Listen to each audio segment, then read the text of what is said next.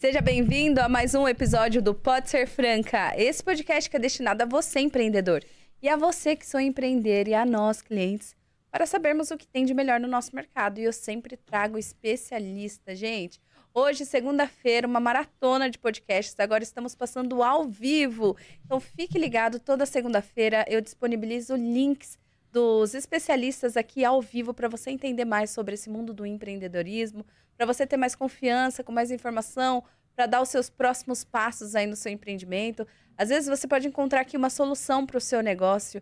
E hoje eu trouxe alguém que vai te trazer soluções. Então fica de olho, pega o papel e a caneta, já compartilha esse episódio para mais pessoas. É informação de utilidade, gente. Para você que sou empreender, então vai se inspirando, hein?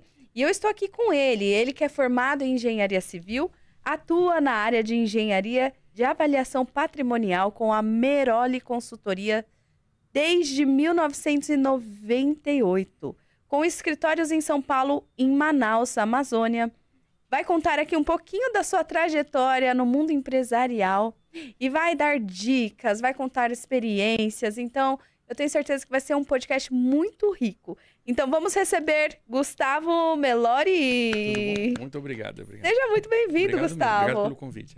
É uma honra tê-lo aqui. Para mim também. Deu certo as agendas, finalmente. Deu certo, graças a Deus. E com a ajuda da Melissa ficou mais fácil. Pois é, você arrasou com a Melissa, viu? Não, obrigado. A gente estava tentando combinar esse episódio faz tempo já, só que o Gustavo, ele fica a maior parte do tempo em Amazônia? É uns 15 dias aqui, 15 dias em Manaus. A gente vai alternando.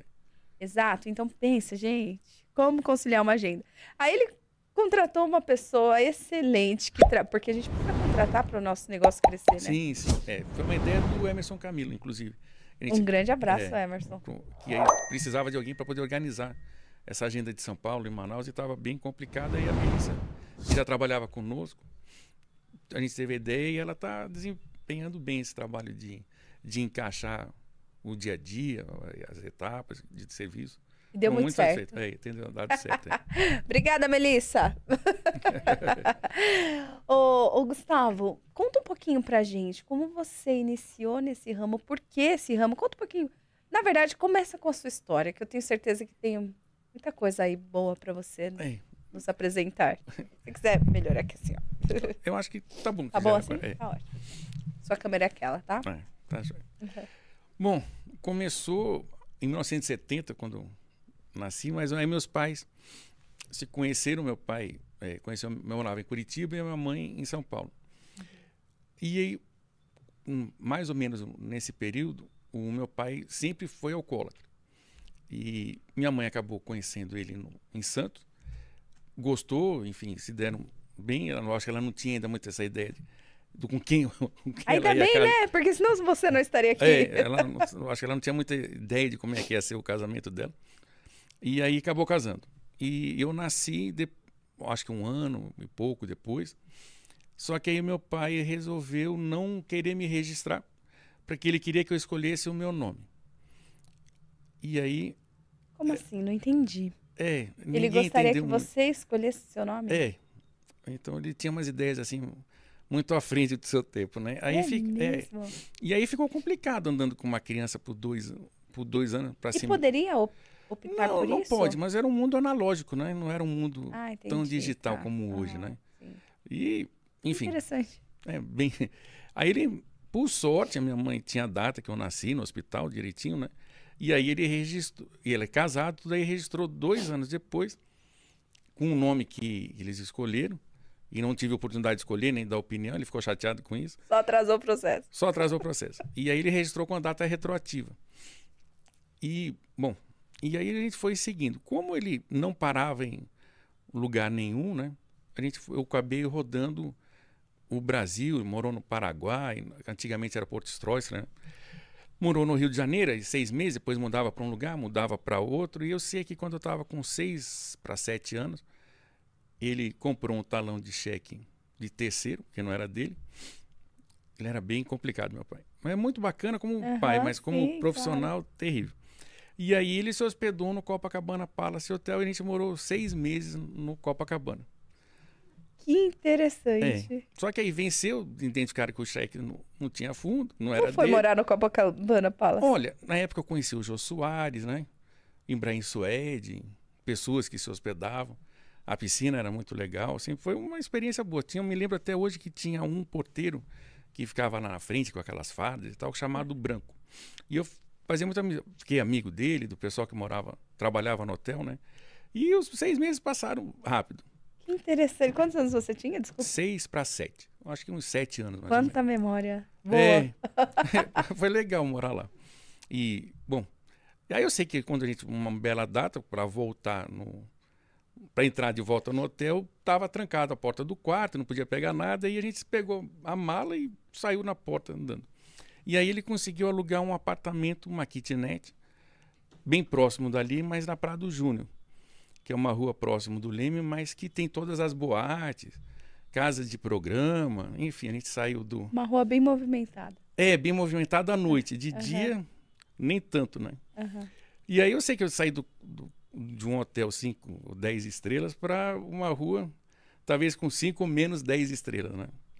E aí, nisso, ele acabou estava fritando alguma coisa, que também passou algum cheque para alguém e foi morar lá sem ter pago também esse apartamento. Como lá no Rio de Janeiro, não sei hoje, mas eram kitnets mobiliadas para a praia, então já tinha tudo montado dentro desses apartamentos, dessas kitnets e tal. E era meio que a boca do lixo ali, né? Na década de 70, 80. E aí ele estava fritando alguma coisa, caiu o óleo no pé dele, machucou e ele, enfim, não podia fazer muita coisa. E aí tinha que trabalhar, e eu fui trabalhar vendendo cartão de visita em Copacabana. Então eu ia de porta em porta oferecendo. Eu não me lembro como é que eu tive a ideia de vender cartão de visita. Cartão de visita? Aqueles cartõezinhos que a gente porque não é como hoje, a Offset, né? Eram os cartões, a impressão era tipográfica, onde a pessoa montava letra por letra num negócio, numa grade, e aí nessa, tipo um quadrado, e aí colocava numa máquina chamada Prelo. E a impressão era 1 por 1. Oh. E aí vendia da Probus, era uma marca de cartão, não sei se ainda existe, e a outra era Diplomata. E eu tinha os catálogos.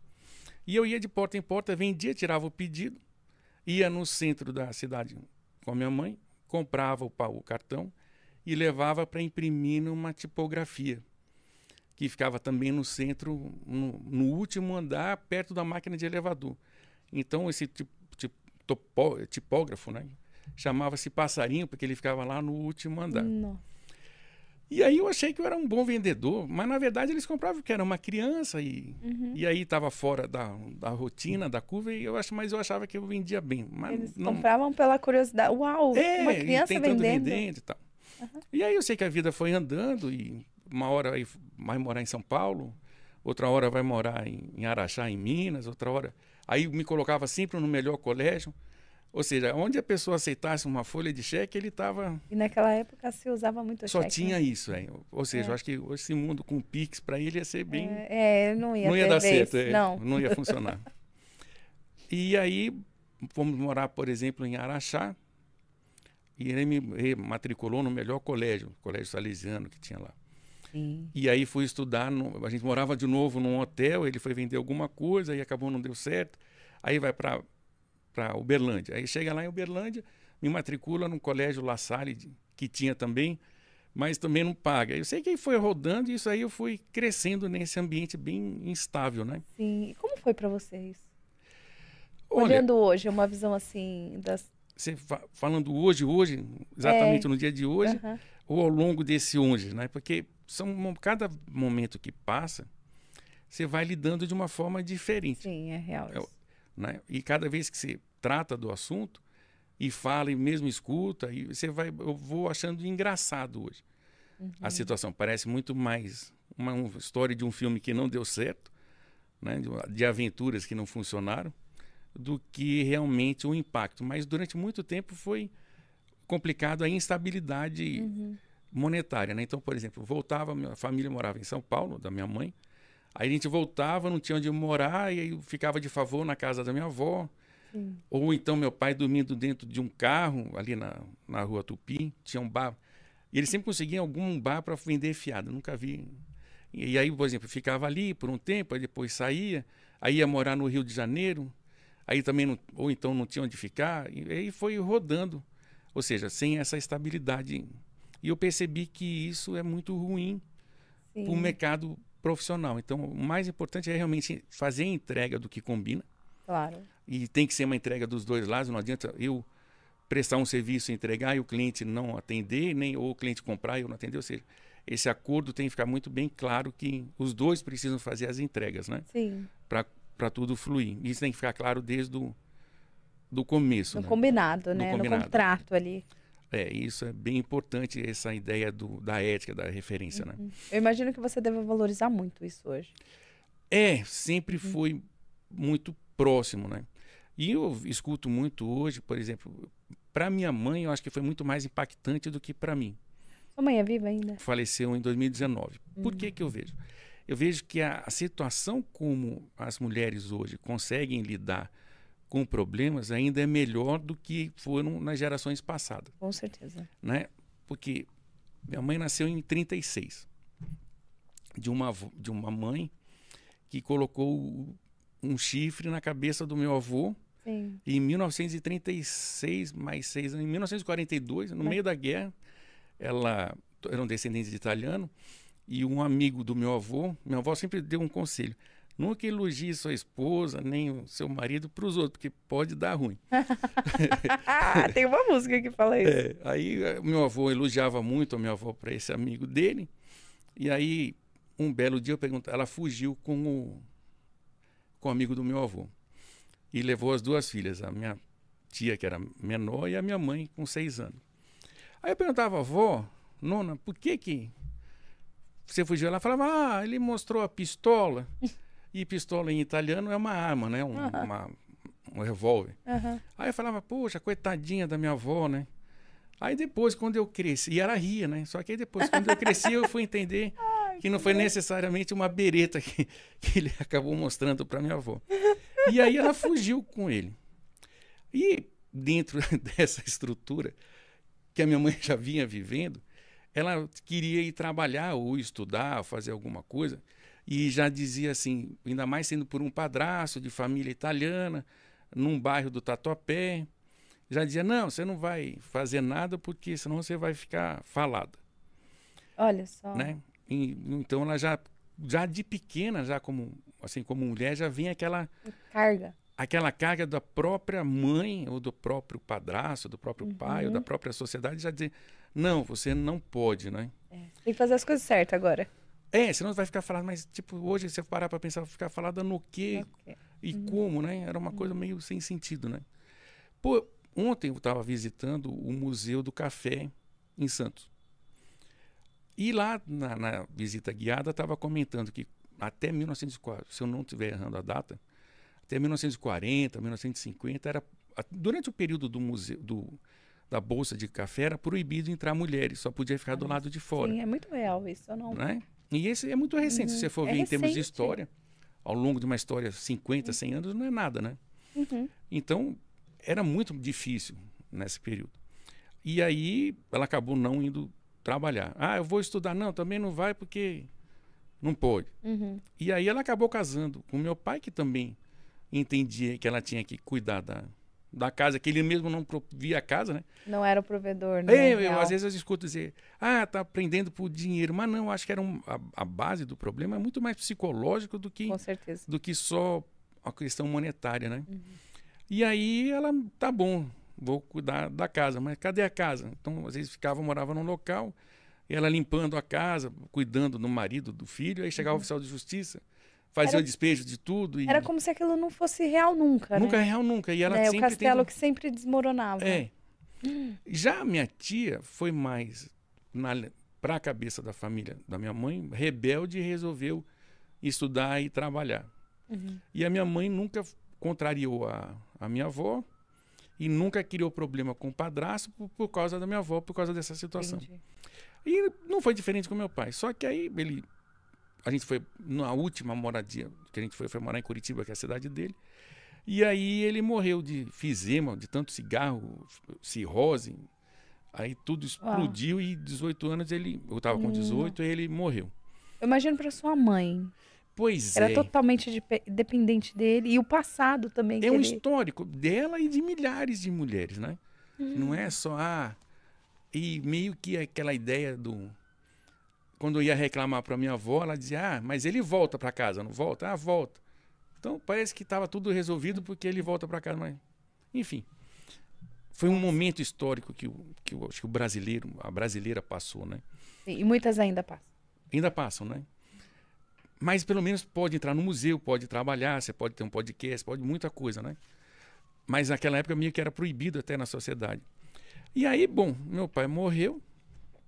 O meu tio sempre me ajudou de Ele lá. morreu, você tinha quantos anos? 18. 18 anos. 18. Tinha acabado de completar 18, logo em seguida ele faleceu.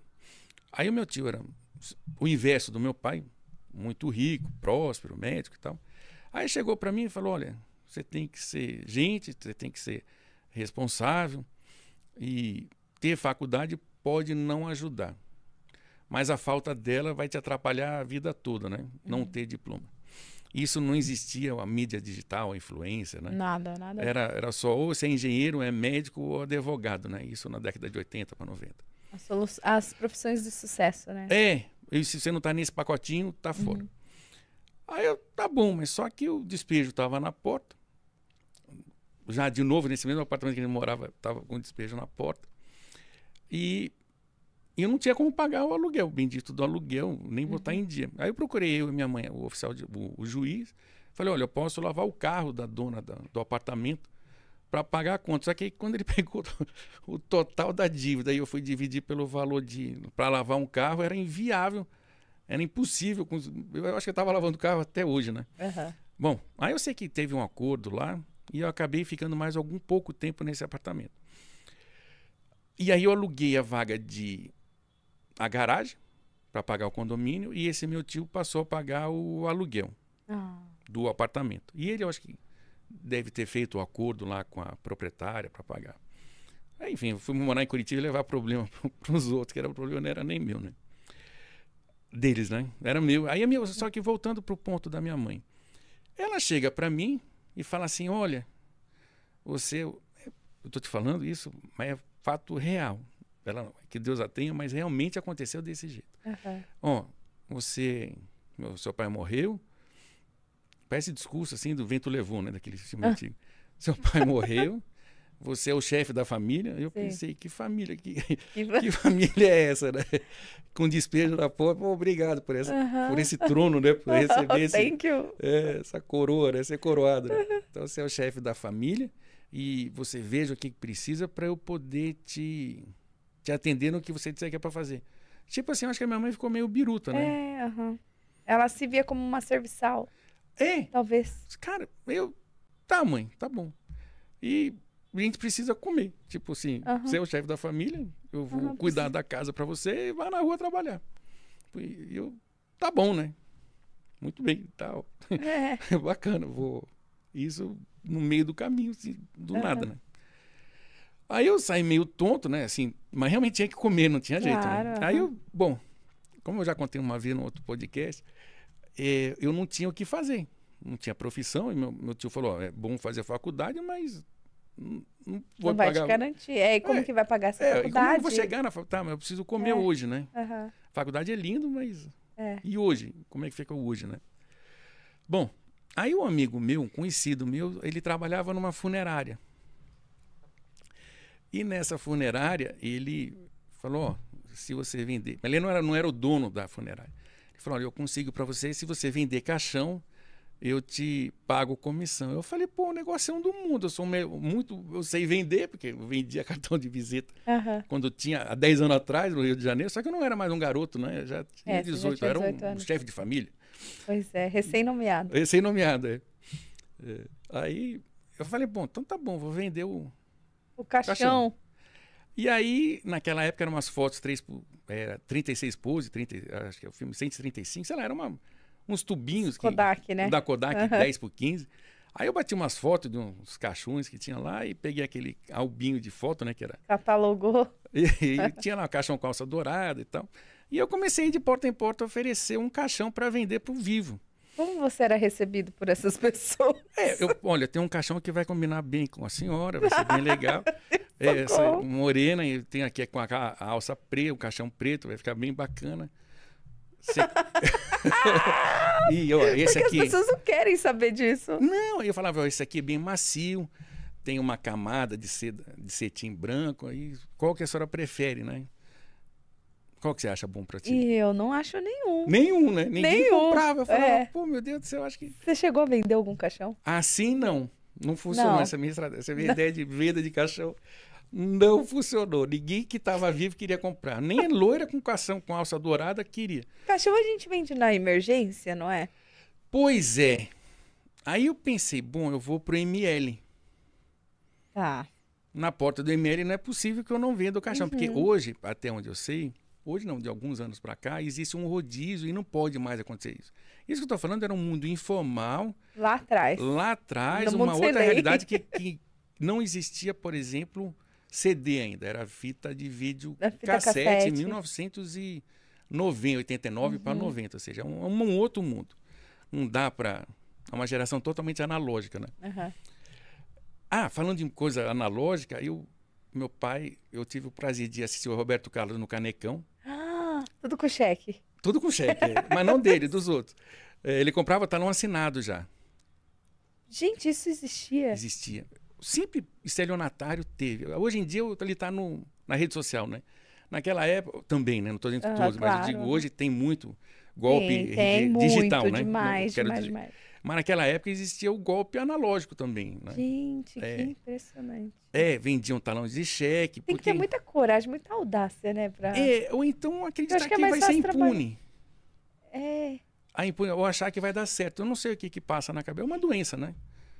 Perde a conexão com a realidade. Eu acredito. Então, por exemplo, alguém que ia... Como era muito talões de cheque, alguém que já percebia que ia ficar desempregado, que ia ter problema, ele já começava a puxar muito talão de cheque do banco. Quando ele encerrava a conta, ele já vendia esse talão de cheque para terceiro. É que nem alguém que tem um cartão de crédito hoje e sabe que não vai pagar a conta e estoura todo o limite e deixa explodir o cartão. Enfim, pessoas mal intencionadas sempre tem algum modelo, né? Bom, eu sei que eu fui no show do Roberto Carlos no Canecão, que era o auge, né? Em São Paulo, eu fui no Maxud Plaza, assisti o show do Frank Sinatra no Maxud. Nossa, o auge, gente. E era um local, e ele conseguia, assim, do nada. As pessoas ficavam encantadas, tá bom. Eu acho que uma das coisas, a pessoa tem que ter uma boa... Uma persuasão, uma lábia, uma força de convencimento. Existe pessoas assim. Existe. Tanto é que convence os outros, né? Tanto é que uma vez, tempo depois, surgiu aquele filme do Prenda-me Se For Capaz, né? Sei, assisti. É mais ou menos aquilo. Gente, mais ou menos aquilo. E eu era filho daquilo e não tinha poder nenhum de decisão ali, né? Eu ia pra cima e pra baixo com a minha mãe. Você sabia que aquele mundo estava acontecendo? Estava acontecendo esse foi um problema que acontece. Somos nós três e o mundo contra nós. Entendi. Essa era a narrativa. É a narrativa da minha mãe. Agora vai dar certo. Até para ela sobreviver. Se Deus quiser. Só que, eu sempre cheguei à conclusão de que Deus não queria, porque ela sempre dizia, agora vai dar certo. Se Deus quiser, vai dar certo. Mas, se já começa errado, não tem como dar certo depois, né? São grandes aprendizados, né? Se Deus quiser, claro, Deus acima de tudo. Mas naquele momento, parecia para mim, como criança, dizer, mas nunca quer dar certo, né? Não conseguia associar. E ela ficava ofendida se alguém falasse mal do meu pai. Então, até eu entender em terapia que ele realmente estava fora da realidade e que aquilo não era uma realidade estruturada, demorou muito, né? Para compreender. Eu sabia que não funcionava, mas não sabia o como, né? Bom, aí eu estava lá com o caixão, né? E nada do caixão a vender. Aí eu fui para a porta do ML. Quero dizer que isso funcionou naquela época, naquele momento em Curitiba. E não tinha lei para isso. Eu acho que hoje tem. Hoje não. Enfim. Só que eu ficava lá na porta e fiz amizade com o pessoal que recebe o corpo, né? E o corpo, vamos supor, acho que para um médico legista, para fazer a autópsia, o pessoal da polícia e tal, nesse ML precisa pegar o corpo lavado. Eles não pegam, por exemplo, morreu, atropelado, caiu, tá cheio de asfalto. Uma semana dentro d'água, tira, então tá cheio de tapuru, fede que sou, né? Meu Deus. Então você tem que ajudar a pegar o corpo, e eu já ajudava a descarregar e lavar o corpo ali dentro. com o pessoal que fazia o serviço básico, né? E aí eu comecei a fazer amizade e eles já me indicavam, olha, aquela é a família que do corpo número tal, que tem uma etiqueta. Foi o seu primeiro network. Foi o meu primeiro network, foi o meu primeiro podcast. Olha que interessante, ele serviu primeiro, você fez esse trabalho gratuitamente. Foi porque eu estava parado ali na porta. E o network é assim mesmo, você primeiro entrega para depois receber. E aí o pessoal recebia o corpo, né? Aí eu já ajudava, ficava lá no meio e falava, a família daquele do número tal, porque põe uma etiqueta e vai para uma gaveta, né? Às vezes vai sem cérebro, sem cabeça, né? Enfim. Sim, dependendo, né? O ML não vai a melhor opção, né? Aí eu já ia com a família. Aí funcionava. Eu falava, olha, meus sentimentos pelo seu ente Você já apresentava querido. uma solução ali na hora. Não existia plano de funerário também, né? Uhum. Ou seja, tudo me ajudou naquele momento. Eu não posso reclamar de nada. Olha, meus sentimentos. Quem era meu pai, era meu tio. Aí a família tá nervosa. Eu falava, poxa, eu sei que é um momento difícil, mas de qualquer forma vai precisar de uma urna. Eu parei de chamar de caixão, né? Urna. Eu passei a chamar de urna, porque ficava mais... caixão é impactante, né? Caixão é impactante, né? Eu já dormi no caixão. Não... Se for com uma almofadinha, assim, até que você vai bem. Não tem muito problema lá na funerária, que às vezes eu ia de madrugada, né? Porque o ML funciona 24 horas. Uhum. Também naquela época, naquele momento. Não sei se hoje acontece, não tô falando um momento de, sei lá, 98. Uhum. E aí... Não, 89. Isso, eu tô falando 98, perdão, 89. 3 décadas atrás? 89, né? 89, 90. Não é 98, não, é 89, é mais longe ainda. Tá. Bom, aí começou a funcionar a venda do caixão, a coisa... Aí eu consegui comprar um jogo de panela de vidro que se chamava Vision para minha mãe. Nossa. Com uma comissão de um caixão E vocês chique. sabiam que era coisa boa, né? Porque de uma forma ou outra, o seu pai já tinha proporcionado muitas coisas boas. E eu não me achava uma pessoa sem recurso, porque eu conheci muita coisa com recurso. A sua mentalidade já estava assim. Ele nunca morou em um ambiente, vamos dizer assim, desfavorável. Ou num ambiente mais popular, ou que o pessoal chama de comunidade, né? Porque eu acho que lá tinham matado, né? Eu acho que lá não tinha ter despejo. Então, quando você falou da rua do Rio de Janeiro, eu imaginei que essa história ia acabar assim. Ia acabar numa... Né? Não. Eu acho que ele já não ia para uma comunidade, para a Rocinha, porque eu acho que ali ele já ia morrer logo, né? Mas a sua mentalidade foi trabalhada para o bom. Foi, porque era um cara bacana, meu pai, em casa. Uhum. Essa situação quando dizem, a pessoa é tóxica, é chata. Não, ele era um cara super bacana, só não dava certo. Mas também fazia tudo errado, né? Ele vivia no mundo irreal, né? Pai, hoje, minha mãe e meu pai, eles achavam lindo um casal que tinha americano chamado Bonnie e Clyde. E eu não sabia quem era esse Bonnie e Clyde. Aí depois, quando eu cresci, teve uma série, eu acho que em algum canal desses, canal fechado e tal, e eram 2 bandidos. E eles admiravam. E eles admiravam. Assim, achava a coisa mais linda, o Bonnie e o Clyde. Só que o Clyde morre metralhado. No final da história, ele morre metralhado. Assim, literalmente, porque ele era assaltante de banco nos Estados Unidos. E a minha mãe e eles se achavam assim, somos o Bonnie e Clyde. Somos nós. Só que eles não tinham filho, né? E eu ali pendurado para um lado e para o outro. E aí era uma onda, né? E, bom... Só que aí eu estudava num bom colégio, que também não estava pago. Um lado ruim que eu vejo hoje, né? Eu não percebia na época. Ele me matriculava no melhor colégio, aí me matriculou no Positivo. No colégio Positivo, na época, era a referência do 2º grau. Ele nunca me matriculou em escola pública. Sim. Embora sempre no 2º semestre eu tinha que ir para uma escola pública porque ele não tinha pago o 1º semestre. Mas o 1º semestre do ano era o sempre melhor começava bem, sempre era o melhor colégio. Natal e Ano Novo, meu Deus. Uma vez eu ganhei um autorama. Olha só, era o brinquedo dos sonhos. Ainda é de alguns jovens, né? Autorama Interlagos. Bicicleta. Se a pessoa aceitasse ele comprar, ele comprava mesmo. Bom, aí eu tinha um amigo, que, graças a Deus até hoje, o Augustinho. E ele era de uma família muito bem estruturada, era o inverso da minha, e eu fiquei muito amigo dele.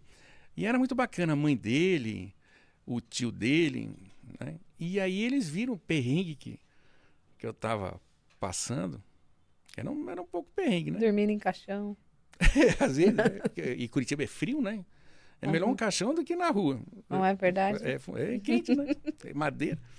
Aí eu tava naquele perrengue terrível ali, me batendo, acho que uns 6, 8 meses naquilo. O tio dele, naquele momento, era deputado estadual. O avô era prefeito. Tudo da política. E eles tinham, assim, trabalhavam com café, tinham produção de café, enfim, uma outra coisa. E aí, eu me gostava muito da família, vivia lá. Né? E aí, o tio dele, o Luiz Antônio Sete, ele, que era deputado, né, me convidou, falou, pô, Gustavo, me convidaram para ir para Jacarezinho. Aí, nessa viagem, o tio dele perguntou, você não quer trabalhar comigo no gabinete, lá na Assembleia? E eu... Se ele me... Pô, do ML pro gabinete da Assembleia, eu vou dizer, não, eu vou pensar bem, eu não sei não, acho que eu vou... Não, né? Falei, poxa, muito obrigado, né? Não queria nem saber salário. Cara, e aí eu fui trabalhar no gabinete com ele. Foi muito legal. Pense assim, eu saí de dentro do esgoto, né? E fui respirar. Sim, porque aí eu passei a ter dinheiro certo no mês, né? E aí, uma coisa que eu preciso trazer. Da minha mãe, nesse período, ela começou a entender que ela podia fazer alguma coisa. Interessante. Só que ela não sabia o que, nem como, e a cabeça dela ficava travada. E a gente era, embora despejado, no processo de despejo, a gente era vizinho de porta com uma senhora muito distinta, que nunca tinha vivido uma história dessa, né?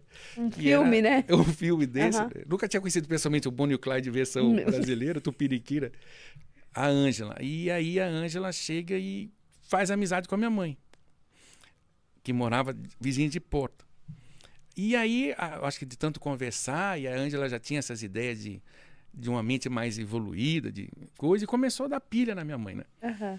E aí a minha mãe, eu tô pensando em trabalhar, e a Ângela pode me ajudar. Que bom, né? Só para terminar uma história da minha mãe, para não misturar. Aí que bom que dá certo. E aí ela teve a ideia de ser... Ela sabia costurar, porque ela era uma moça, vamos dizer assim, não falada, mas era prendada, né? Então ela sabia cozinhar, ela sabia fazer costura, né? Naquelas máquinas Singer antigas e tal. E aí ela fala, olha, eu estou pensando em fazer lingerie. E eu só não tenho a máquina eu tenho até hoje essa máquina de costura em casa. Eu quero vender, eu quero dar aula, ou como eu não sei, não tenho como comprar o tecido, a gente não tem como comprar tecido, comprar elástico para fazer a calcinha. Sutiã não, era só calcinha. Aquelas calcinhas comuns, simples. De algodão. Não é essas sexy e tal. Aquelas comunzonas, tipo Marisa, né? Beija, cirola, né? Aí ela falou, ela pode ficar com a porta aberta para quando eu receber uma cliente para fazer aula da aula de calcinha, se acontecer alguma coisa, eu chamo. Aí eu consegui, com a venda do caixão, comprar essa em 6 vezes. Tinha o nome limpo, mas não foi com talão de cheque, foi no carnê.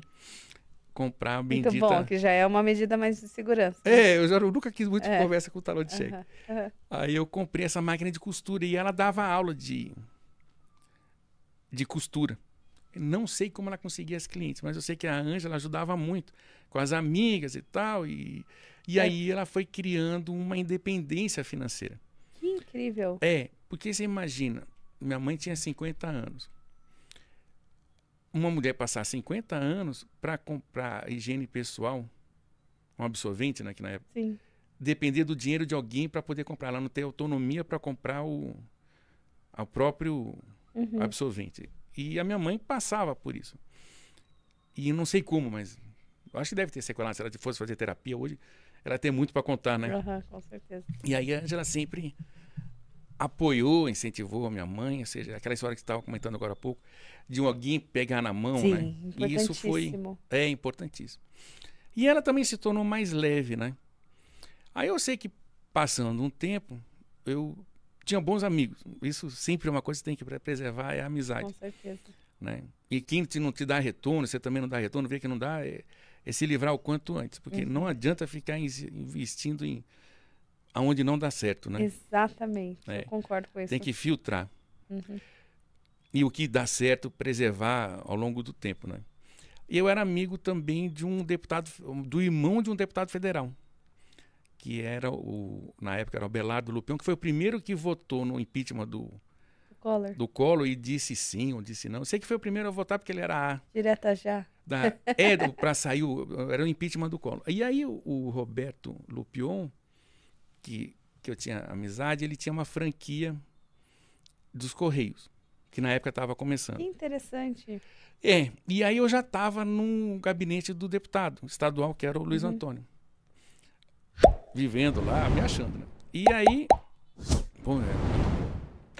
E aí eu conversando com ele, falei, poxa, olha, minha mãe tá dando certo no negócio da calcinha, mas eu queria ter uma atividade mais organizada para ela sair de casa, porque de domingo a domingo ela fica dentro de casa. E isso 50 anos dentro de casa, né? De domingo a domingo. Imagina, você passar, só lava, passa, cozinha, Sim, lava roupa claro. e faz comida. E eu posso te pagar um salário para ela trabalhar na agência do Correio, na franquia do Correio, que era no Batel, o bairro onde eu já não morava mais lá. Onde estava no despejo, eu já tinha me mudado, que eu já estava ganhando melhor. Eu ganhava por dinheiro de hoje, eu acho que 5 salários mínimos. Bom. Para quem... E o aluguel era menor, né? Mas aí eu me mudei para um lugar bom, num prédio antigo. No bairro do Batel. Que ficava muito próximo dessa franquia que ele tinha do Correio. Aqui em São Paulo. Curitiba. Tá. Curitiba. Aí ele falou, tá bom, tenho a minha esposa que cuida, acho que é Tereza, faz muitos anos que eu não falo com ele. E tem aí a tia dela que fica no caixa, aí você leva a minha mãe. Aí a minha mãe passou acho que uns 15, 20 dias, eu fui levar o dinheiro para ele, para pagar o salário da minha mãe, né? Para ela poder, porque eu estava ganhando 5 salários, estava rico. E eu podia ficar com 4, de qualquer forma eu tinha que entregar um salário para ela em casa, então eu pensei, pô, é mais fácil, ela vai trabalhar e eu pago sem ela saber, né? E eu continuo gastando as despesas que ela tinha. Para ela poder, porque diferente do meu pai, que ela tinha que pedir, eu já passava um dinheiro para ela poder gerir o que ela precisava. Comprar tinta para o cabelo, né? Enfim. Aí ele chegou e falou, não, ela dá super bem com a tia da minha esposa, e ela atende bem os clientes, aí o pessoal volta, ela só não domina fechar a conta de selo, de postagem, aquele livro caixa, ela sempre erra todas as contas. Confundia. Ela confundia todo dia os preços, botava o preço errado, ela fazia tudo uma bagunça. Aí ela falou, mas aí tem uma outra funcionária que tem que fechar o caixa, que é gerente, aí ela fecha das duas, mas ela está atendendo tão bem o cliente que eu vou contratar. Ela era boa no atendimento. Muito no atendimento, muito atenciosa. E essa senhora que também trabalhava lá atendia. E muita gente voltava e tal. E aí ela passou a ter o primeiro emprego dela de carteira assinada como na franquia, com todos os direitos trabalhistas. Né, que interessante. Ela nunca viu. E mulher ainda, né? E uma senhorinha já, né? Já não estava assim, uma mulher já... Para aquela... Hoje, as mulheres se cuidam muito mais, são jovens, né? Com 50, 60 anos, estão dando... show aí de elegância, de saúde e tal. Mas naquela época não, ela comia muita lasanha, comia muito chocolate, muito fora do peso, né? Não tinha nada a ver com 50 de hoje. E aí ela teve o primeiro emprego com a carteira assinada. Que incrível. Nesse do Correio, E um salário a mais para nós, E aí você, nessa época, você trabalhava ainda como assessor? Como assessor não, né? Eu era no gabinete, eu estava como assessor. Algum cargo lá que eu acho que não, porque tem vários cargos que é um cargo comissionado, eu não sei qual que eu preenchia. Mas eu vivia grudado no deputado. Assim, ele já era tio do meu amigo, a gente saía, esse amigo meu tinha um kart, ele corria de kart, aí eu ia ajudar a empurrar, e esse tio dele junto, e a coisa que eu mais queria ser, na verdade, era ser motorista. Do kart? Não, ou do carro do deputado. Ah, do carro dele.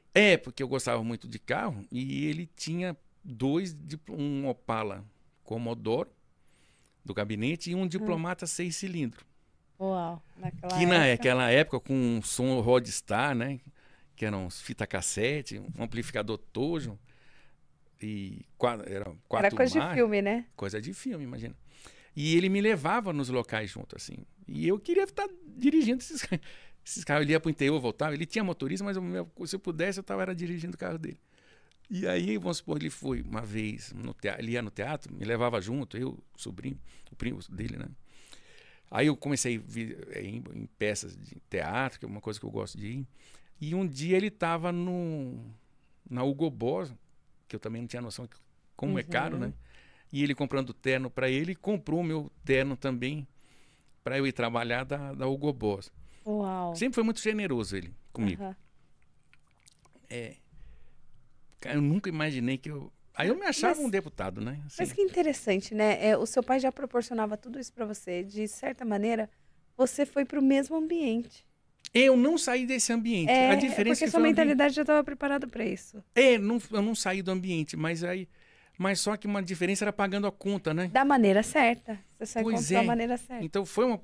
E aí eu estava num diplomata, tudo bem que é uma versão fake, né? Mas eu estava no tipo... Não era meu diplomata, né? Mas nem eu tinha tido dinheiro para comprar um terno da Hugo Boss, né? Mas de qualquer forma eu estava andando de diplomata 6 cilindros, novo, e não era seu, mas não era... Não era enganado, não era com cheque sem fundo, não tinha polícia procurando, né? E com documento, né? Assim, com tudo. E ainda tinha aquelas placas de oficial. Aquela placa oficial, né? Podendo estacionar em qualquer lugar, né? E aí, ele ia para tinha uma boate, chamava-se club, night club, que ficava no Hotel Bourbon. E ele ia também e me levava junto, independente de eu estar dirigindo. Aí eu comecei a frequentar o Hotel Bourbon, que é um hotel bacana que tem lá em Curitiba. E ele ainda pagava meus estudos, você acredita? Você fez a faculdade de engenharia? Não consegui fazer a faculdade, mas como eu estava atrasado, todo atrasado... Ensino médio, tudo. Aí no Colégio Positivo, ele colocou tudo em dia do segundo ano, do segundo grau. E pagou o terceirão, que era o outro ano, ele também pagou todos os meses. Ele apostou em você? Cara, eu tenho que dizer que ele é um segundo pai, né?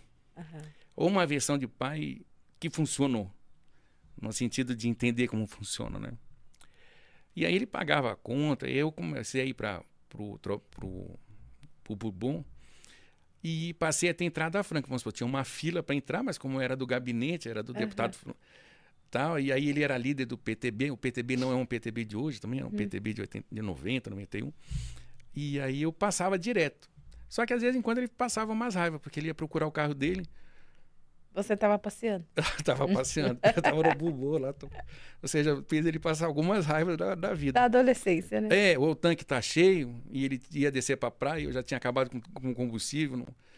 Eu era menino, né? Tinha 18, 19 anos. Aí quando ele ia descer para a praia, quando ele achava que o tanque estava cheio e o carro estava na reserva, ele ficava meio nervoso, né? Você era quase que um filho dele mesmo. Para passar dor de cabeça, acho que teve algumas, Eu me lembro que dessas, assim, foi as piores. Ele, cadê? E não tinha celular, né? Era um mundo sem celular. Uau, é verdade. Era totalmente diferente, né? Era um mundo Hoje sem a celular. informação chega muito rápido. Não, num segundo aqui, ó. Não, aquilo lá não existia. Não tinha celular. Então, cadê o carro? Cadê o... Até vir, até aparecer. E eu só ia aparecer no dia seguinte, né? E você... Com aquela cara lavada, assim, ele ficava chateado, eu baixava a cabeça e tal, mas, enfim, continuava lá trabalhando com ele. E assim foi. Aí um belo dia encerrou tudo que é bom acaba, né? Não é para sempre. Mas aí passou um tempo, eu fui trabalhar com venda de uma pessoa que tinha um jornalzinho do Banco do Brasil. É tudo papel, tá? Era um mundo que você tinha que imprimir mesmo as coisas. Sim, tinha aquelas gráficas gigantescas. E tal. E aí eu conheci o seu Matinho Fausto, dono da Automaton, uma indústria gigante que tinha na cidade industrial em Curitiba. E para vender o bendito da publicidade do jornal, e ele era do Rotary, da cidade industrial do SIC e tal. Um senhor... Que são os grupos de network hoje? Rotary? O Rotary, mas era um network. Hoje você tem a camada, você consegue ter grupos de network independente da camada social. Conforme a camada, vamos falar, eu vendo trufa, você tem um ambiente. Lá não, ele era um mega industrial, milhões. Né? E aí, eu acho que era muito daqueles senhores ainda do dono de uma indústria, né? Não era... Entendo. não era tão fácil assim. Eu sei que acabei fazendo amizade com ele. Amizade é bom, eu te garanto. Ou se é. Faz uma diferença. Uhum. E aí eu fiquei amigo É conexão dele. de confiança também, né? É muito bom você estar perto de pessoas que faz acontecer. Exato. E essa amizade também pode ser com pessoas que não faz acontecer. E eu acho que é um ambiente que, em vez de a roda girar para frente, ela gira para trás ou para. Então você tem que se livrar de quem só traz problema ou promete e não entrega. Eu tenho pavor de quando a pessoa não entrega. Eu acho que é trauma dessa época. Eu já aviso logo, vamos fazer negócio, vamos, mas se não tiver entrega, fica difícil. Aí, bom, eu fiz amizade com ele e ele me contratou. Perguntou, você não quer vir trabalhar na minha fábrica? Eu quero. E aí ele me ensinou a escutar a indústria pelo ouvido. Uma indústria de extrusão de plástico. Fábrica. Zoada, assim, um barulho, você está produzindo, você não está. E ele foi me ensinando. E na época tinha parado de ser o diplomata, já estava na época do ômega. Do ômega, e ele tinha tirado um ômega CD. Não me lembro se era o Diamond ou o CD, que era um 6 cilindros vermelho, coisa mais linda, zero, né? Aí eu fiquei encantado com o carro dele, eu já queria ver se trabalhar na fábrica. Queria ser motorista. Eu queria ser motorista do carro dele. Só que não dava para bagunçar com o carro dele como era com... Você já tinha aprendido já. Ele não ia ter a mesma paciência que o Luiz Antônio teve comigo, pelo amor de Deus, né? Eu acho que eu não ia ter com alguém como ele teve comigo. Foi relação de pai e filho mesmo, né? É até bom para você ter passado isso. Foi bom, foi legal. E ele também, eu acho que tudo deu certo naquele momento, né? Pelo menos para mim deu tudo certo, né? Embora parecesse que estava dando tudo errado, né? Sim. E aí eu fui trabalhar com ele na fábrica. E ele começou a me ensinar. E eu comecei a querer aprender ali o que é polietileno, o que é polipropileno, o que é alta densidade, o que é baixa densidade, o que é extrusão, o que é impressão. E aí ele começou a me levar para as feiras de indústria plástica. Sim. E ele tinha não sei se eu falo tinha naquele momento, não sei se ainda tá, como é que é. Um genro que trabalhava, que era o diretor industrial, que eu colei nele, foi uma amizade que eu gostei muito desde o começo, e que continuou tracionando, trazendo muita informação, né? E às vezes eu ficava inseguro com aquela ideia de que o mundo está contra a gente, né? Você ainda tinha essa mentalidade. Sim, muito. Interessante. É algo que fixa, né? Fixa. Principalmente na infância. E o mundo tá... E essa ideia, se Deus quiser.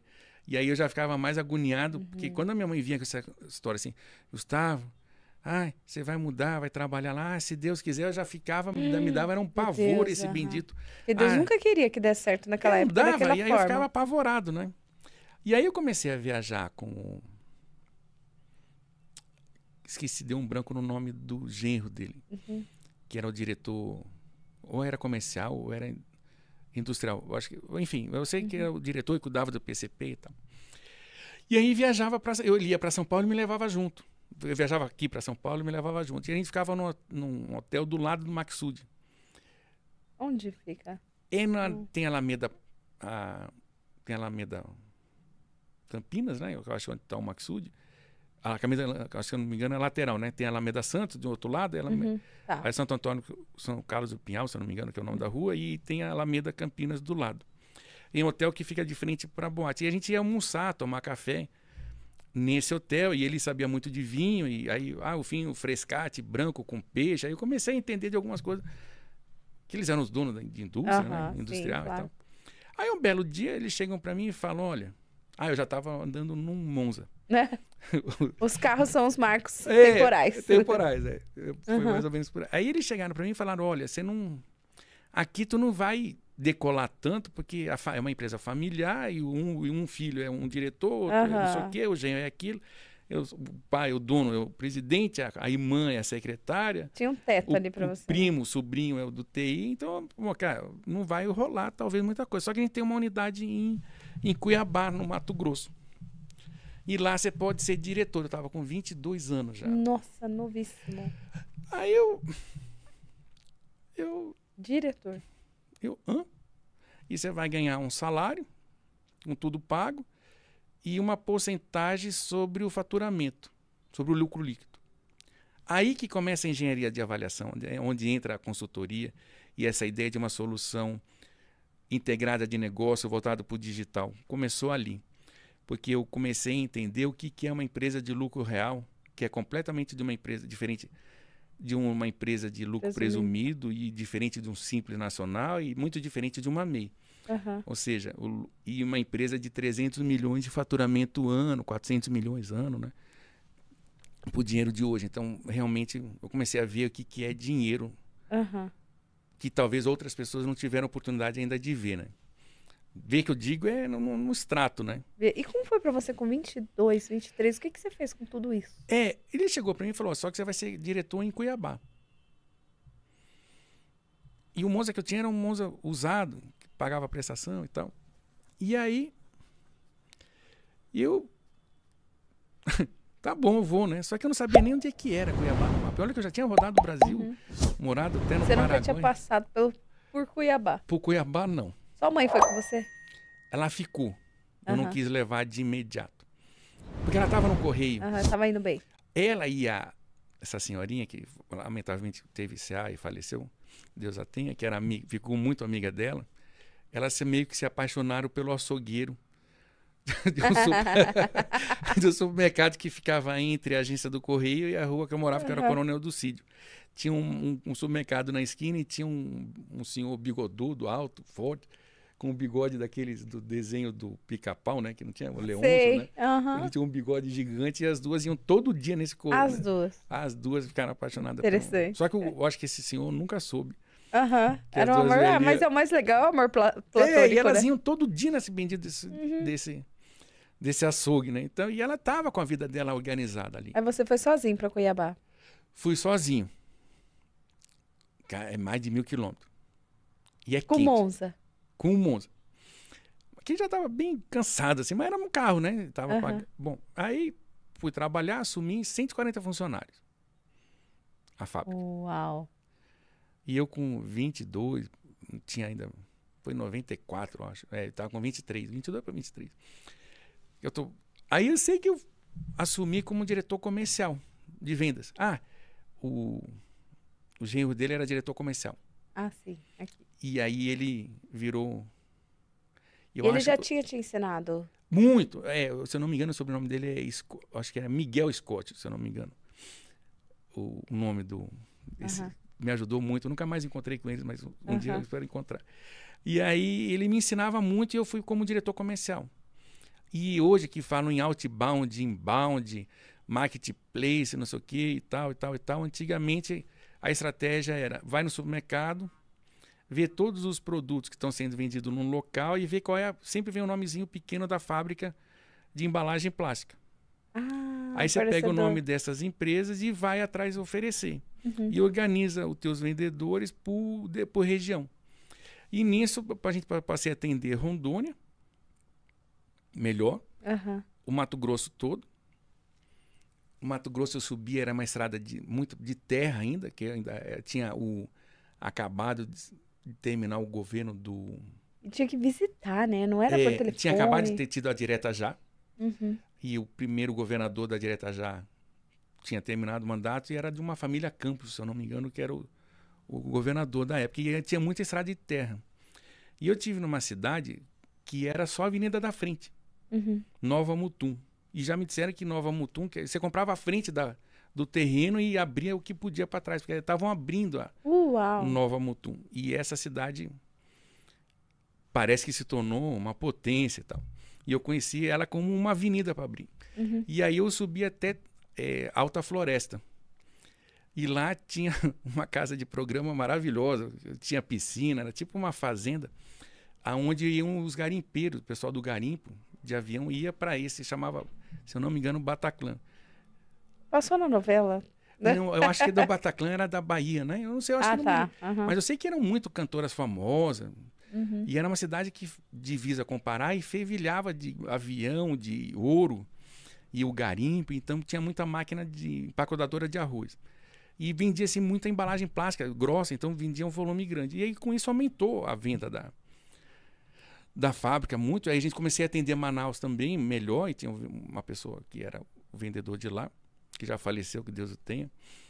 muito bacana também, o Sérgio. E aí isso ficou organizado e eu passei a empresa passou a vender mais do que antes. muito mais do que antes. E aí eles me promoveram para diretor industrial. Uau. Fui. E aí que você fez a faculdade de engenharia? Não, eu trabalhava muito. Não tinha tempo. Não tinha tempo. Era impossível. Só que aí eu já tinha levado a minha mãe morar em Cuiabá. Não tinha, era impossível. Ficou um sonho pendurado para trás. E aí, isso daí foi rodando, e aí eu comecei a atender a fábrica, aí eu comecei a entender a linha de produção, como é que compra material na petroquímica, e como é que faz a extrusora, como é que movimenta no meio, que veio o que ele me ensinava antes, que era ensinava de ouvir e conhecer a fábrica pelo ouvido, né? Interessante. Eu só não fiz a parte financeira, que tinha um sócio que cuidava da parte financeira. E aí a fábrica começou a rodar. E eu comecei a ir mais para Manaus. Aí a empresa teve, acho que, algumas situações lá que acabou desativando, vendendo a filial, essa unidade de Cuiabá. E eu não tinha o que fazer, né? E nisso eles me deram de presente um Gol. Um carro. Um carro. Um carro. E na época, qual carro? Não dava para ser um Ômega, mas eles falaram, tinha um Gol GTS. Não era o GTI, quadradinho GTS, ainda não era o GTI. Lindo, zero. Aí eu fui... Pô, tava bom demais também. Pra mim. Né? Bom, aí eu sei que nisso eu acabei indo para vender em Manaus. E nessas vendas que tinha um supermercado chamado CO, que tinha embalagem, sacolinha, com a impressão só de um lado, uma cor azul. E do outro lado era transparente. Assim, sem impressão, branco, a sacola. Ou seja, só era um lado. E aí a gente teve uma ideia, e não tinha como entrar nesse CO, que era o maior volume de vendas que tinha, porque era o líder de mercado. Tinha mais de 20, 30 filiais de unidades e tal. E aí a gente foi e ofereceu. A gente foi num fornecedor deles, local, que produzia leite, e falou, olha, eu tenho uma mídia para te vender de tantos milhares de sacola para você colocar a tua publicidade do lado vazio.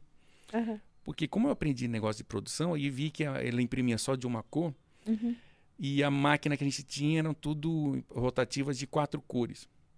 E esse fornecedor dele estava usando uma rotativa de uma cor só. Sim. E a gente tinha várias cores, 4 cores, e frente e verso.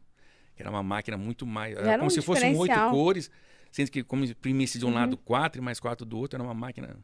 Uma flex gráfica, assim, umas máquinas gigantes, milionárias. E a gente tinha bala na agulha, né? E aí eu vendi publicidade, mídia, para essa empresa de leite. E ela concordou. Aí nós fomos no CO. E eu ofereci a sacolinha de graça. Falei, olha, eu tenho uma publicidade do seu fornecedor e eu te forneço todas as sacolas como cortesia. Só preciso que você autorize que tenha publicidade do outro lado, que é de alguém que está na tua prateleira. Ele não acreditou muito, só que eu coloquei ele para falar com o seu Martinho e, enfim, vendeu e a coisa bombou.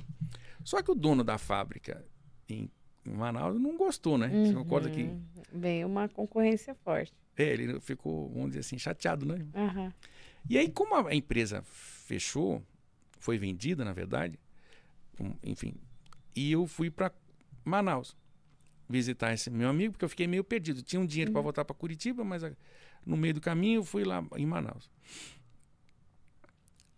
Nisso que eu volto, eu fui visitar um cliente com esse amigo meu, que era uma distribuidora. E aí chegou um cara lá e começou a puxar o assunto de sacolinha, e ele começou a falar mal do péssimo que foi vender, que tirou o cliente dele e tal. Ele falou, você sabe quem foi? Ai, meu Deus, era você. Quem foi esse... Lembrou da minha mãe, né? Lembrou rapidamente da minha mãe, só que uma profissão que ela não realizou, né? E aí, pelo menos eu acho que não. Aí ele chegou, ele falou, foi esse daí. Ele, pô, você não quer vir trabalhar comigo, não? E eu falei, venho. Tá bom, vou. Quando eu vou trabalhar, aí eu já estava mesmo pensando o que fazer da vida, aí eu fui para lá. Cara, e ele era de uma família muito mais rica do que do pessoal. Aí que eu fui ver o que era dinheiro. Ou seja, cada vez eu fui achando que eu tinha visto dinheiro, mas tem muito mais volume de dinheiro. E eles eram dono do Hotel Ariaú. Um hotel gigantes que eram em cima das árvores. Nossa, que Rei, é um rainha, sonho. príncipe, Bill Gates. Ainda existe, Não, né? acabou, virou tudo. Acabou. Aí, bom, nesse do hotel, e eles tinham uma fábrica. E aí eu fui trabalhar nessa fábrica. Só que aí ele falou, bom, qual carro que você quer usar? Aí eu, tinha uma F-150 e um Mustang. E uma BMW nova, 540. Aí eu falei, ele falou, a BMW é minha. Aí eu falei, então eu quero o Mustang, né? O Audi Gol pra Mustang. Cara, eu fui andar de Mustang. Eu sei que não lavava mais defunto, os cachorrozinhos estavam tudo já esquecido, eu não tava guardado só na minha memória, foi explodir depois. Né? Nossa. E aí eu ia pra fábrica, e aí fui morar num hotel que eles tinham lá na cidade. E a minha mãe já tinha ido pra Cuiabá, mas eu não levei ela pra Manaus. Primeiro eu fui sozinho para depois levá-la. E aí eu sei que eu passei a andar de Mustang, né, trabalhando na fábrica, e ele andava de helicóptero, tinha uns helicópteros, até aquele filme Anaconda foi gravado. Sim. Com eu, no hotel deles, e usava as imagens aéreas do... Não existia drone, né? Do helicóptero que eles tinham e tal. Nossa, aquele filme eu fui no cinema, Chicas. Anaconda? Pois Com foi, os meus foi amigos. filmado nesse hotel. E as imagens aéreas eram do helicóptero deles. Caramba, que legal. E aí, nisso, eu acabei trabalhando lá um período com ele. Aí essa fábrica também foi vendida para uma outra pessoa. E aí eu acabei conheci o superintendente de um banco, que ficou meu amigo, e ele me contratou para fazer... desculpe, nesse período, em 98, eu estou um pouco perdido, 98, ele chega para mim e fala, que era o dono da fábrica, falou, olha, abri um curso de psicologia na Ubra, tem muita mulher lá e tal, e eu estou pensando de fazer o curso de... Ele não era casado, tá? Só para ficar claro. Psicologia, porque eu vou lá e vai ser gente nova e tal. E aí eu fui junto. Só que tinha o curso de engenharia. Interessante. E eu me matriculei, eu falei, não vou fazer psicologia, porque ficar sentado, fala mais da tua vida, eu vivendo em indústria, né? Era o que você via, né? Eu não tinha muito, eu também não entendia muito o que era psicologia, e também eu queria ser engenheiro. Aí eu me matriculei no curso de engenharia e passei. Não foi preciso fazer muita coisa também para passar numa faculdade particular, paga à noite, né? Mas eu sei que eu fui fazer a faculdade de engenharia, fui andando, e aí essa fábrica fechou. E aí esse amigo meu, que era superintendente do banco, falou, olha, o banco está credenciando engenheiros para vir trabalhar no banco, como avaliador. Eu vou acelerar, porque o tempo passa muito rápido, né? O nosso programa ele é em 1 hora. Então já fui. Mas pode terminar a sua história. Aí, nisso daí, eu fui fazer já tinha fechado e tal, e ele falou, aí eu falei, só que eu não estou formado. Procura alguém. Eu procurei a professora mais boa, porque tinha muito professor chato, assim, uns muito gente boa, mas tinha uns que não... E tinha uma professora, loura, do olho verde, super gente boa, e eu convidei, olha, você quer trabalhar comigo com isso? Aí ela falou... Naquela época não existia a palavra... Eu vi a foto, hein, de vocês. Não, dela não. Não, eu vi uma foto aqui de uma loira mas não. No Instagram.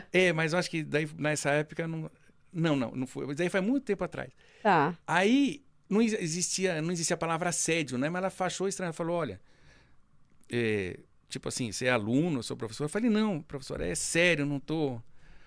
Não é porque você é bonita que eu tô... Sim. Pode até ser, mas não é por isso. Sim. E aí, bom, aí ela foi ver e realmente era sério. Aí ela ficou como a engenheira responsável para fazer os laudos, e não só fazer toda a parte técnica, né? E é credenciada no banco.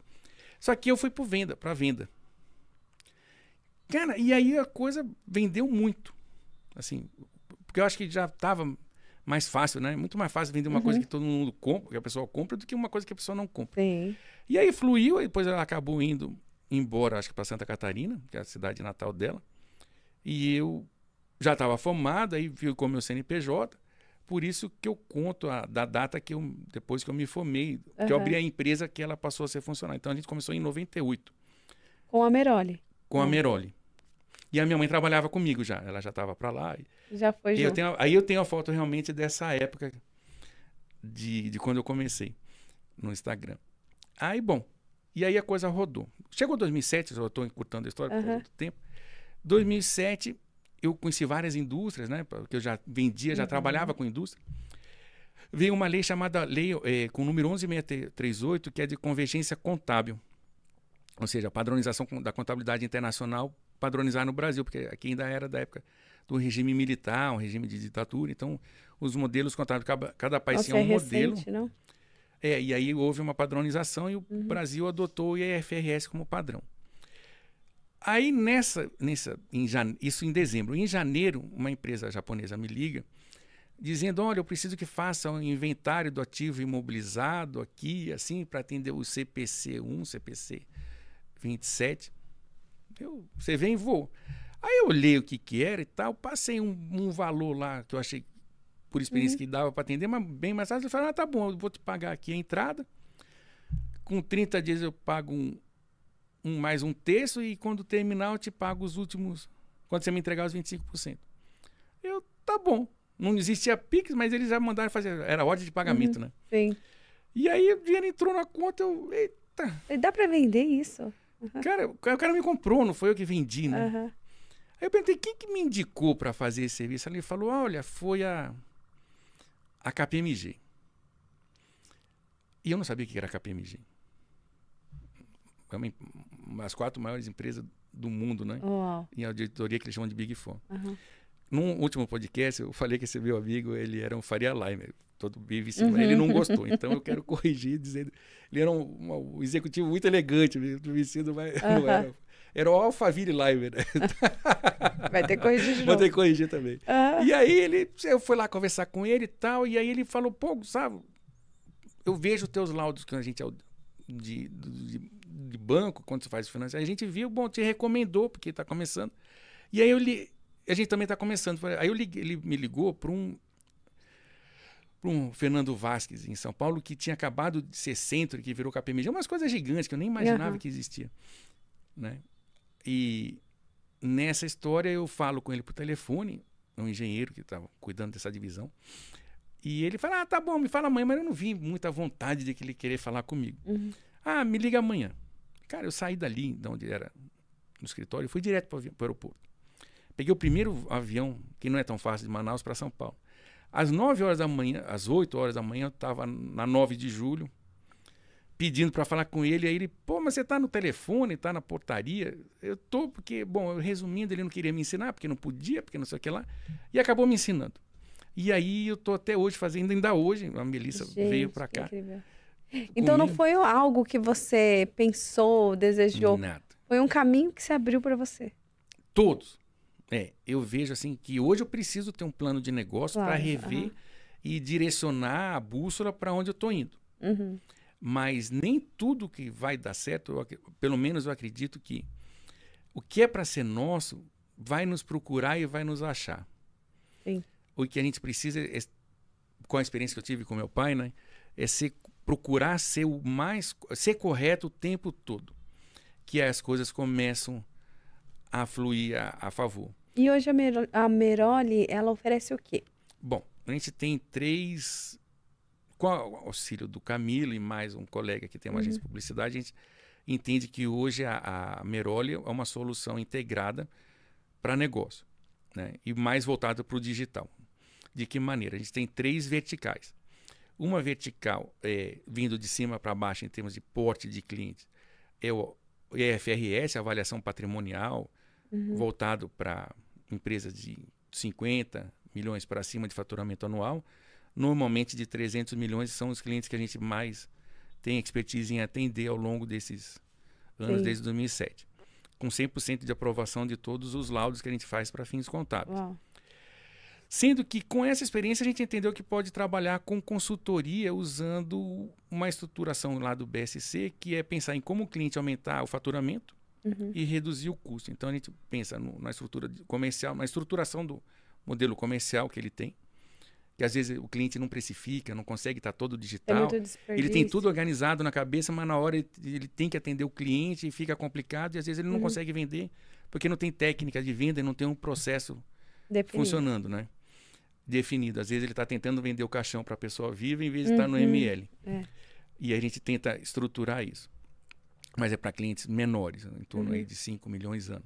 E para o pequeno empreendedor? E para o pequeno empreendedor, que pode vir da MEI até os 5 milhões, a gente entendeu que o melhor passo, muitas vezes ele está na planilha de Excel, está fazendo tudo na ponta do lápis, não está organizado contas a pagar, a receber, tudo está na cabeça dele. Ou de 3, 4 funcionários, mas ele está se batendo. Então, a gente ajuda em descobrir que o Conta Azul é uma solução bem interessante, como o ERP. Tem outros melhores, ou tão bons quanto? Tem. É um sistema, né? É um sistema, mas eu acho que a relação de custos-benefícios do preço que paga por mês para o que ele oferece é a melhor opção para a nossa ideia como primeiro software. Sim. Podendo ter outros, né? Mas o que a gente encontrou como parceiro de negócio foi o Conta Azul. E aí a gente auxilia o cliente, ajuda o cliente a implantar o ERP.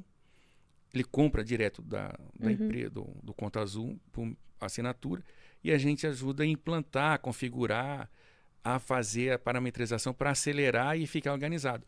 Já com uma ideia de consultoria, porque ele tem um banco digital dentro onde você consegue facilitar muito a carteira digital. Interessante. Então, vamos imaginar assim, a pessoa tem um produto que quer vender, mas não está no mercado digital. Contrata uma agência de publicidade, faz uma boa campanha, mas ele não tem condições de operar de forma digital, numa plataforma digital. Então, ele perde o cliente porque não está organizado. Não está dando conta. Então, ele precisa, dentro dessa consultoria que a gente faz, de solução integrada, por isso que é integrado, a gente senta com a agência de publicidade, senta com o pessoal de tecnologia, pensa em como ele vai ter um site, que seria um portal, onde todos os canais de contato, mídia, Instagram e YouTube, enfim, chega numa central. Vai chegar numa central, que é esse site que tem que ter essa espinha dorsal, esse cérebro digital para ele. E com isso vai ter as landing pages organizadas para cada serviço que ele vai ter, ou cada produto, ter a landing page certa para fazer a compra. Entendi. E aí essa compra foi integrada com um ponto de venda online pelo Conta Azul, podendo ser marketplace ou não. Aí gera essa venda e automatiza. E com isso o cliente consegue fazer uma esteira desde a venda, do financeiro e organizar os processos. O que a gente não entra para fazer? Que às vezes a especificidade de cada um é específica. Então, por exemplo, é uma clínica médica. A gente não vai entrar na área de exame laboratorial, exame médico. Essa parte vai fazer uma loja de óculos. Aí talvez as questões de óculos ele vai tratar com quem entende de óculos. Sim. Mas a parte de gestão, para poder integrar, para que ele possa automatizar a venda, isso a gente percebeu que é um trabalho que funciona. Só que é necessário que o cliente, talvez pequeno, tenha a percepção, uma consciência de que ele precisa dar resposta no que está fazendo e precisa realmente cumprir um cronograma para que as coisas possam acontecer. Entendi. Que nem, por exemplo, lá na Amazônia tem uma frase do que o caboclo diz, né? Dentro de uma certa simplicidade, tem uma experiência ali. Ele diz, puxar uma canoa na água é fácil. Puxar uma canoa na areia, na terra, é difícil, né? Então, é necessário que tenha realmente esse remo a 4 mãos. Com Tanto certeza. o cliente vá desenvolvendo essa percepção, essa consciência de que plano de negócio é necessário, que ele precisa realmente cumprir prazo e as coisas precisam andar e a gente também andar junto. Muito bom. Né? E onde eu encontro? Como que eu faço para acessar eu acho seu que serviço? Nesse momento talvez possa ser interessante me mandar um e-mail, né, caso a pessoa queira. Tem o gustavo@meroli.com.br com 2 L's. Pelo Instagram? O meu Instagram é Gustavo Meroli. Meroli com 2 L's, gente. Com 2 L's, e aí a gente começa um bate-papo e vê como pode atender, em qual desses pilares verticais que a gente pode atender melhor. Gustavo, adorei sua história, viu? Obrigado. Que incrível! É surreal, de inimaginável. Como você entrou nesse meio, como você adquiriu todas as suas expertises, né? Ao longo dos anos. E como sua mentalidade te trouxe para percorrer tantos caminhos de milionários, né? Porque você já tinha uma mentalidade rica.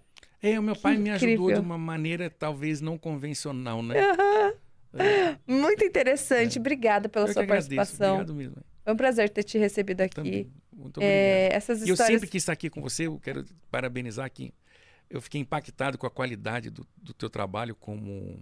Celebrante de eventos. Celebrante de eventos. Foi assim... Te elogiei, realmente eu sou seu fã do seu trabalho. Parabéns pelo que você vem realizando e oferecendo para pro mercado, né? Muito obrigada, Parabéns. Gustavo.